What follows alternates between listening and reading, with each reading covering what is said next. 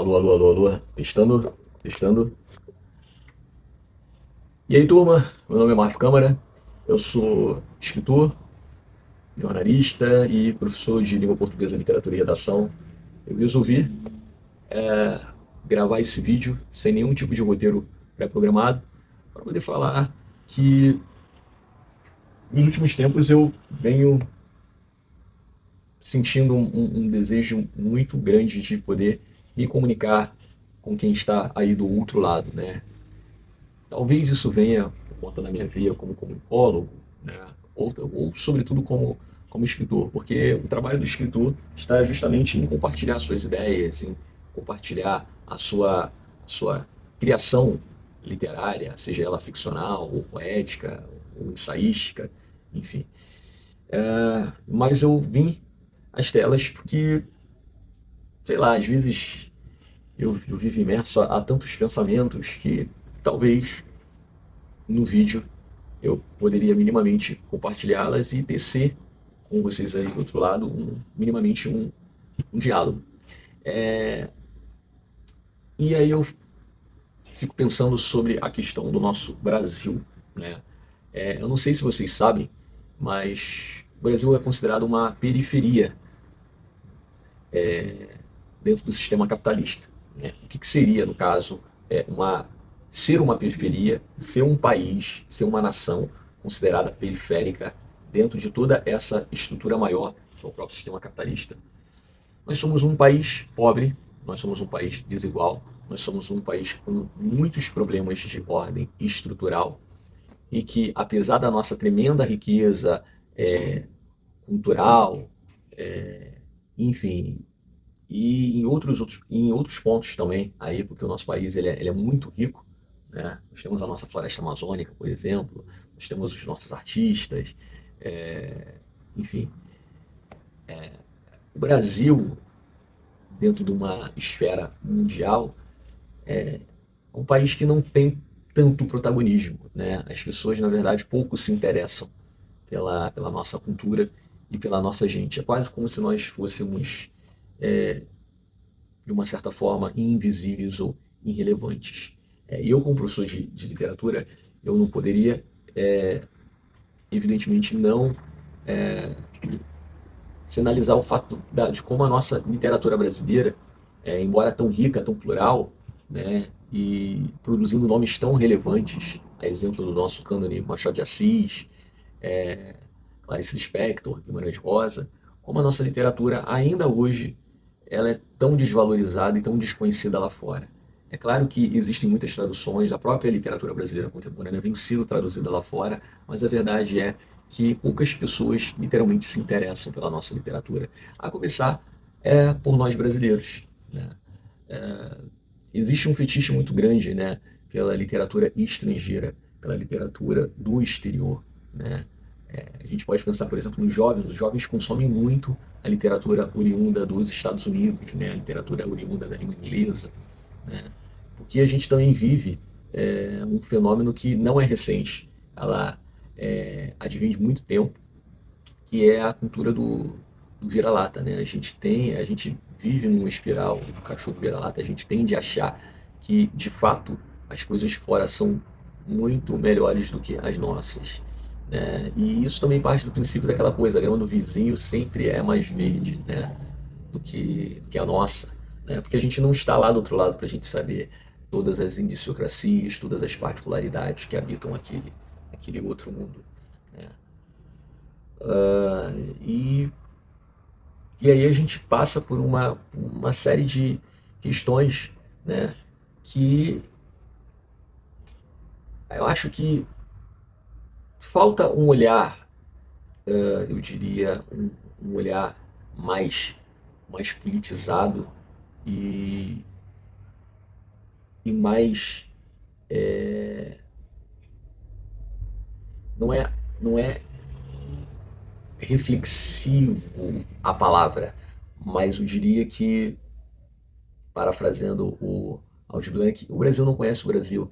Eu acho que todos nós, eu, você, enfim, nós deveríamos mergulhar na história do nosso povo, entender porque nós chegamos onde nós chegamos, entender como que o Brasil surge, né? Porque muita gente acha que o Brasil surge a partir de 1500, né? O Brasil, na verdade, ela é uma criação europeia, né? Visto aí que nós passamos a entrar nos anais da história partindo de uma narrativa construída efetivamente pela Europa, né? Inicialmente pelos portugueses e essencialmente por eles, visto que a nossa língua é oriunda do colonizador. E evidentemente que antes de 1500, né, já existia essas terras maravilhosas, cercadas pela Mata Atlântica, pela Floresta Amazônica, por mar, habitada por milhares de povos autóctones, né? Mas o Brasil ele passa a ser institucionalizado como uma nação, como um país de fato, tal como ele é nos dias de hoje, em 1822, através da independência, né? Através da sua emancipação, que fora assinada, né, pela Dona Leopoldina, esposa do Dom Pedro I, né? Embora a história durante muito tempo tenha protagonizado o Dom Pedro I, né, como quem vai emancipar o nosso país, mas quem assina de fato a carta, né, é a esposa dele. Então nós somos um país recente, nós somos um país jovem e um país que muitas coisas precisam ser feitas para que a gente saia dessa periferia dentro do sistema capitalista, né? Porque, como eu disse, é paradoxal, porque nós estamos num país de terceiro mundo, nós estamos num país pobre, nós estamos num país onde a educação não é levada a séria, onde as políticas públicas elas não são tão eficientes, é um país que foi o último a abolir a escravidão negra, e hoje que nós, né, nos últimos 20 anos que a gente tem pensado em reparações históricas, e reparações essas que, diga-se de passagem, nunca serão reparadas, visto aí que depois da Lei Áurea não houve nenhum tipo de política pública para que de fato dignificasse essa população negra que foi retirada da África diaspórica, e enfim, não foi feito nada, e aí durante décadas e décadas também, esses negros viveram, né, ao Deus dará, né? E hoje o resultado de tudo isso são as favelas, são os trabalhos subalternizados, é, é o sistema carcerário ou penitenciário brasileiro, havendo aí entre 80% a 90% da população preta dentro dessas instituições, e o racismo estrutural, né? Então, o que eu sinto é que a gente sabe muito pouco, literalmente, sobre o nosso país. E a gente vive num país globalizado, né? O que seria país globalizado? Seria basicamente a gente estar conectado num espaço em redes. A internet fez com que não houvesse mais barreiras entre os diversos mundos que estão inseridos num único. Ou seja, hoje em dia eu posso estar aqui falando com você que mora no Rio, São Paulo, Minas, Espírito Santo, Amapá, Pará e até gente que está fora do país. Isso é a globalização. Quer dizer, hoje a informação ela vem a milésimos de segundo. Você não precisa esperar o jornal do dia seguinte, né? Como fora na minha época, que a gente tinha o costume de comprar o jornal impresso nos jornaleiros, revista. Hoje em dia está tudo aí, né? E o que mais me impressiona é que os meios de comunicação eles evoluíram exponencialmente, né? A gente tem informação ao alcance da nossa mão, mas a nossa sociedade brasileira ela não vem evoluindo da mesma forma como o mundo e os próprios meios de comunicação têm. Quer dizer, eu sinto que tem havido um retrocesso no âmbito, ah, no âmbito da sofisticação do pensamento humano. Eu gosto muito de analisar pessoas, né? E eu converso com todo tipo de gente, né? E sou muito de observar, até porque eu sou professor.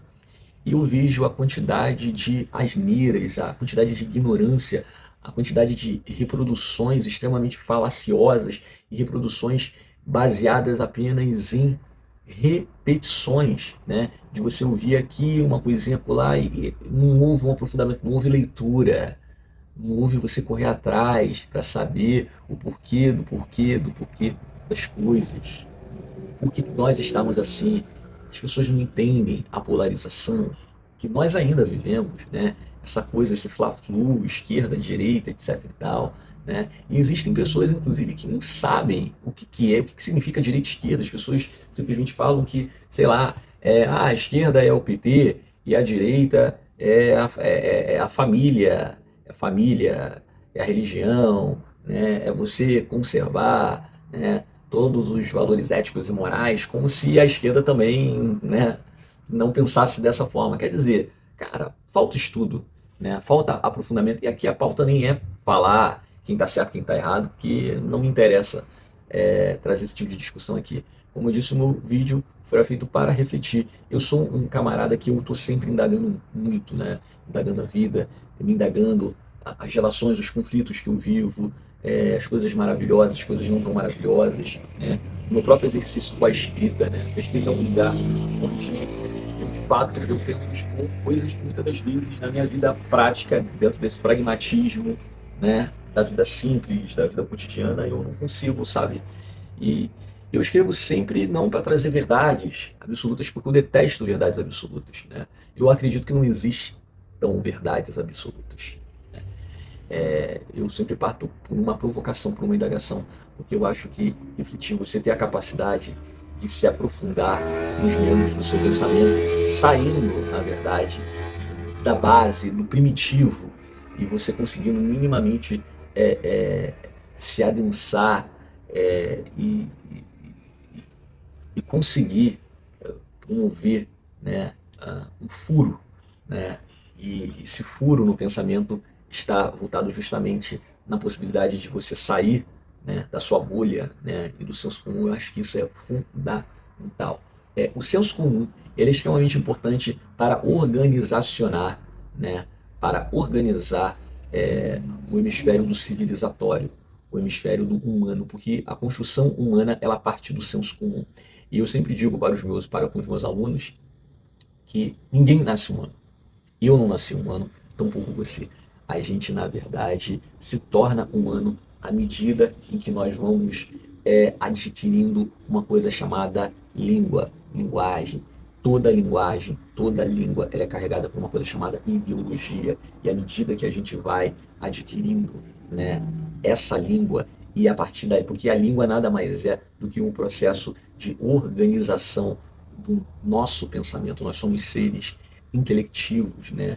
Nós temos um cérebro que pensa, que tem a capacidade de produzir coisas. Então, a gente vai se tornando humano à medida em que a gente se insere em uma subjetividade, a gente adquire a língua e a gente, de pouquinho em pouquinho, pode experienciar cadeias basilares para que, de fato, a nossa engenharia humana seja, se não perfeita, porque eu acho que a perfeição não existe, mas que ela possa se tornar um capital humano que assim o valha, né, para outros indivíduos, né? E a desumanização ela perpassa, sobretudo, na ausência dos direitos fundamentais, né? Que é ter uma moradia, ter um trabalho, ter um prato de comida, né? Ter um mínimo necessário para que você sobreviva, para que você possa, de fato, cada vez mais melhorar a configuração da sua engenharia, que é esse humano. Então, o humano, né, se faz através da língua, através do meio e, sobretudo, nos direitos fundamentais que fazem parte de todo e qualquer processo civilizatório, né? E eu falo isso porque existe um livro chamado Vidas Secas, que é um livro grandiosíssimo, uma obra-prima da literatura brasileira. Inclusive, eu recomendo que vocês leiam, caso vocês não tenham lido, porque Vidas Secas fala sobre justamente a desumanização de uma família extremamente pobre, extremamente carente do Nordeste brasileiro. É uma família que está lutando para sobreviver, uma família de retirantes e tal. E essa família, ela fala por meio de monossílabos, é uma família analfabeta, enfim. E o mais interessante, né, é a família do Fabiano e da Senhora Vitória, e tem as crianças e tal, e eles passam por situações de miséria, quase que absoluta, chegam a comer um papagaio. E o que é mais paradoxal, interessante, que a única figura mais humana desse romance é a cachorrinha da família chamada Baleia, tá?